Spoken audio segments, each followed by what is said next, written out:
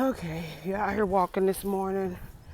Based on the Noom app, you're on your 8th week of Noom, which is, counting calories, walking, learning about my relationship with food. And I'm about 2.5 or 3 weeks of being completely vegan or completely plant-based. The only reason I don't necessarily say vegan is because I'm not an ethical vegan. I'm okay with other people eating animals. It's just bad for me. And so I've gotten away from it. It took me about 3 weeks to work my way into the plant-based diet. But yeah, I seem to be going pretty strong with it right now. If I do, well, that's not 100% true, my bad. I guess I'm about 95% plant-based, because if I do feel like I just have to have some meat, I'll have shrimp, which is really low in calorie. You can eat a good bit of it and it just helps you to feel full. But I think I've had shrimp 2 or maybe 3 times in 6 weeks that I've been transitioning into plant-based. So it's not like I eat it on a regular basis. So anyway, it's been a hard week. Not quite sure why, but it's been a hard week. I've actually done power days on my steps every day. I've gotten almost 10,000 to over 10,000 steps every day on my step bed. I've been to yoga twice this week. I'll go on Saturday for 3 times this week. But I don't know, for whatever reason, I'm just not feeling it this week. I don't feel better in my body. I've had a lot of stress at work. And then yesterday wasn't stressful, but I had a strategic prayer and planning day yesterday. And I can't say that it was stressful, but it was full. It was emotionally, mentally, and spiritually full. So, yeah, there's that. So I know that things are a little different this week. My cortisol levels are probably pretty high, which is another reason why I've tried to kick up the exercise and add some additional steps. So anyway, went to yoga last night. Probably did 50 minutes of the hour. I probably only spent about 10 minutes resting, which is really good. I was able to do the inversion. That's where you do the headstand. I was able to do that, and I felt really good about that. I don't know. It's been 8 weeks since I started Noom. I think I already said that. And I'm down 5 kilos, or right at about 11 pounds. And I guess that's something to celebrate. I guess it's an accomplishment. I'm wearing my Team Sharika Wonder Woman t-shirt today. Hoped it might give me a extra boost of something that I needed. But yeah, that's that, I guess. I don't really have anything else to add. I just wanted to make a video because I haven't made one since a few weeks ago when I was at the pool. And I was in a really good mental space then. I was really proud of myself because I had gotten out that week and exercised a good bit. Today, my headspace is just off. It's not off like I want to go eat a bunch of bad food off. Trust me, I don't want to do that. I have realized how terrible. Look at this guy.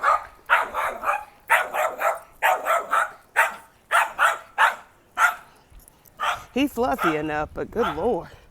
I've realized how terrible I feel when I eat bad food, especially if I eat a bunch of sugar. Because veganism doesn't necessarily mean no sugar. You can actually eat sugar as a vegan because it's plant-based. So I really have to be careful that I don't get into the trap of eating sugar. Some of my favorite snacks are cacao nibs, the dark chocolate cacao nibs with coconut sugar, spicy. Oh my goodness. Those are some of my favorite snacks. I made some vegan peanut butter balls with almond flour, and I think the recipe called for like maybe a half a cup of sugar, and I think I used less than a quarter cup. And then once I started eating them, I was like, I shouldn't have used any sugar at all, because my taste buds have really changed since I'm not having coffee every day with sugar in it. I don't drink soft drinks. I've never had a soft drink problem. What I do like though is a good chocolate cake, but I haven't even had any chocolate cake. I've been sticking to vegan desserts. I have had these vegan chocolate brownies that are so good, so good. Feel like I'm addicted to those, but I haven't even had one of those in about 2 weeks. So anyway, yeah, I'm not trying to eat poorly because I feel terrible when I do. I'm learning. The one night we went out and I don't even remember what the dessert was, but I took about 3 bites of it and it was pretty sweet. And the next morning I woke up, I felt so groggy. I felt so tired. I just felt like I wasn't going to be able to make it. I didn't have the energy during my walk.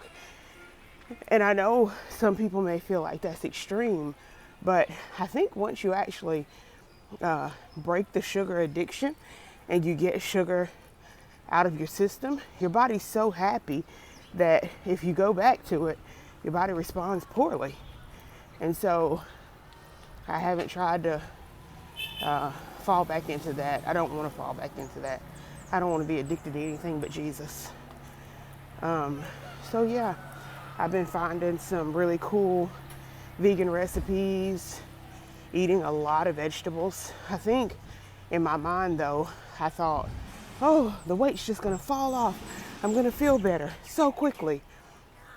And this morning I was telling the Lord, I was like, I'm proud, but at the same time, not super encouraged. I mean, I've only lost 11 pounds.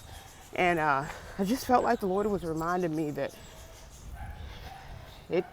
I've had bad eating habits for, 42 years.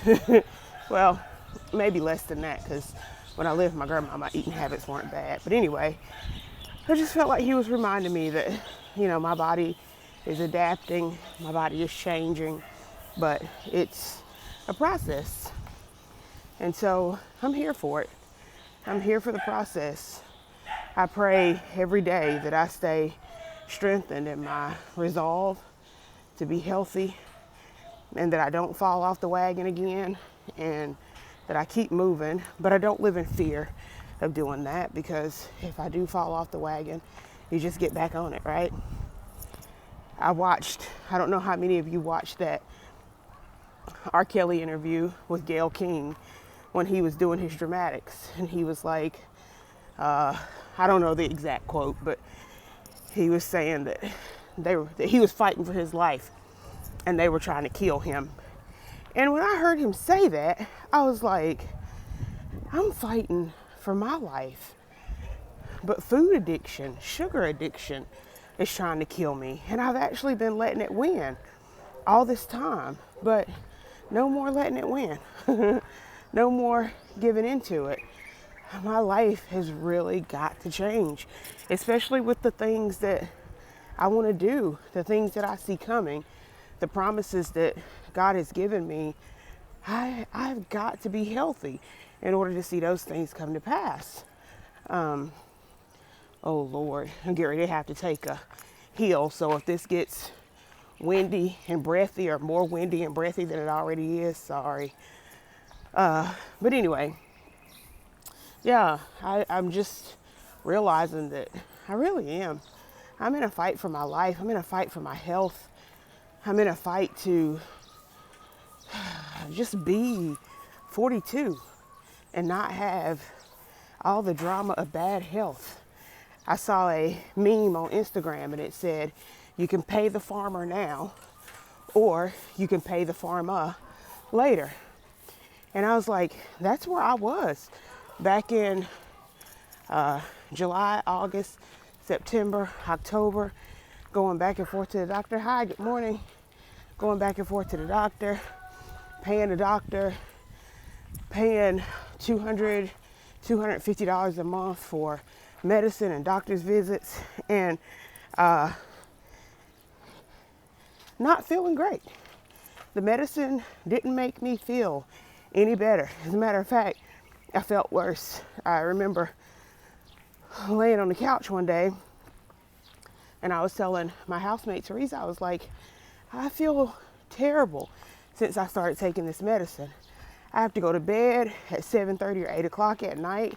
I don't have any strength. I feel like this medicine is killing me. I feel like I'm poisoning myself by having to take medicine. And when I was praying, I just felt like the Lord reminded me that 2-3 years ago, I was vegan and I felt great. And the only reason I went back to it is because of, number one, lack of self-control. And number two, I wasn't just dropping weight like crazy, like I thought I was, and I got discouraged.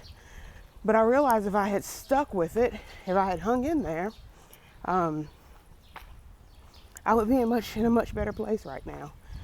I really would. So anyway, that's what I'm doing. I'm walking. I'm doing yoga 3 days a week. And that is nothing that I ever thought I would do. It was such a struggle for me to choose to go to yoga, but I started realizing that with my lower back problems that I've been having and with my knees trying to give me a fit, I needed something that was low impact. I needed something that would teach me how to stretch. My body feels so much better when it has some activity and just a good stretch afterwards. Oh, I can't tell you how great I feel after that. And so I started going to yoga, and I've been going to yoga for 4, maybe 5 weeks. I'm not sure. Anyway, for some time. And it has been so good. Now, here comes another heel, so sorry if my breathing gets out of control. But yoga has been so good. I am not flexible at all. I can't even touch my toes. But the teachers are amazing, and the people in my classes are amazing. And there are skinny people in there who look fit, but they're not very flexible like me. So we're just in there together, learning together. And I saw other people doing the inversion or doing the headstand. And at first I was like, I'll never be able to do that. It's just not possible. I don't have the upper body strength. I can't do it, blah, blah, blah. And my teacher came over the one night and he was like, Sharika, you have to try. And I think this was maybe my 3rd class. And I felt so intimidated. Intimidation is not something that I experience often, but I felt so intimidated. And so when he looked at me and told me I have to try, I did try it. And my first attempt, I didn't make it up. I wasn't able to pull my legs up. And so the next week I went back and he said, Sharika, you have to try. And I was like, no, I don't want to try. And then I left that class and I felt regret. And the one thing that I never want to do is live my life with regrets. I never want to say, I wish I had, but I didn't. And so I was determined that Thursday night when I went back, even if he wasn't offering to do that inversion, because we do some different inversions as well, I was going to ask him if he would help me to get into the headstand. So anyway, I got back that Thursday and he asked me if I wanted to try. And I said, yes, please. And before I knew it, I was standing on my head. He holds my feet and he helps me to get stable once I get up and learn how to point my toes. So he holds me by my ankles actually when I'm on my head, and I can feel the blood rushing down to my head. I start to feel the tightness and the tension that needs to be worked out in my neck and my shoulders. I start to feel those things, and I come down, but the longest I've held it so far is 20 seconds, which to me is amazing. The other people in the class who've been doing it for a while hold it for 30 seconds. So I'm only 10 seconds off. Last night, when I did the inversion, he actually let me go. And of course I lost my focus and I came down, but I didn't fall down. I actually tucked my knees in and I came down the right way. So I'm learning slowly but surely. And my back is a lot better and my knees are not affected as much. So yeah. So usually after I walk, I go home, I do a good stretch, I take a shower, and I go to work because I have to be at work at 8 a.m. And I joined a step bet. We're on our 5th week. It's 6 weeks. There's another dog barking at me. I joined a step bet, and what you do is you pay money in. So I usually have about $40 a month that I have for just me money that I can spend on anything that I want to. And to be honest, I used to spend it going out to a nice restaurant and eating a bunch of bad food. But this month, I decided to spend my me money on joining a step bet. So you pay $40 in, and it started out, there was 700 and something people. We're down to 500 and something now. But the step bet tells you the amount of steps that you have to take every day. You have 6 days that you have to get all these steps in. 2 days are power days. So for my normal walking days, for my active days, they call them, I have to get in like 7,500 steps. But on my power days, I have to get in 9,500 steps. And I'm still in the game. I've been going hard, 5 weeks. I've been doing it. This week and next week, my goal is to have all power days. My goal is to have every day as a power day. And so far this week, I've done it. I've had every day. I think I said this earlier in the video. Sorry if I'm being redundant. I've had every day with 9,000 to over 10,000 steps. I think one day this week I got 15,000 steps, which is awesome. And I'm having to use my phone, so I actually missed some steps because if I leave my phone laying somewhere, I don't get those steps counted. And I leave my phone laying on my desk a lot when I just jump up and go somewhere else. So anyway, but shout out to my friend Angie because she is sending me a Fitbit. It's in the mail. It should be coming here. And everybody says that the Fitbit is way more accurate than the phone. So I'm praying that I'm actually doing more steps than I think I have been. But I also don't want to fool myself and lull myself into this false sense of, ooh, when I get the Fitbit, my steps are going to double or triple. That may not happen. So anyway, I wish I could, I don't know how to flip the camera while I'm videoing. There's not an option for it, I don't think. But I wish I could turn it so you guys could see. I'm just walking around my neighborhood. At this point, I'm probably 15 minutes away from my house. And our neighborhood is full of rolling hills. You have some really steep hills. You have some low hills. You have some decent little inclines. Good morning. I don't know them, but they wanted me to say hi. And so I get a really good workout just going around my neighborhood. And I try to make sure I do the steep hills every other day. And then I try to do the rolling hills every other day. So anyway, that's an update. I started out doing this video for myself like I did the one at the pool a few weeks ago. But I think I might actually post this to my YouTube channel, since I haven't done a YouTube update in probably 2 years. And so that my nephew, my nephews, Matthew and Malachi, can see it. Shout out to them, especially Malachi, because he likes to ask me how I'm doing with my fitness goals. I think he wants Aunt Rika to get in good shape and live for a long time, and I want that too. I want to be able to see those boys get married, and I want to see my great nieces and nephews, and my great nieces and nephews, and my great nieces and nephews. You know, in my prayers, I pray and I tell the Lord that I want to live to be 90. I want to live to a good, rich age, but my actions weren't lining up with my prayers. And so I feel like I'm trying to get to that place where I'm aligning my actions with my prayers, because we know that it's not about our works, but we also know that faith without works is dead.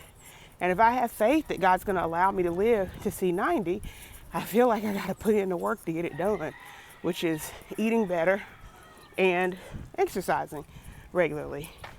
And my body loves it when I exercise. Don't ask me why I get into these lazy modes and just don't do it.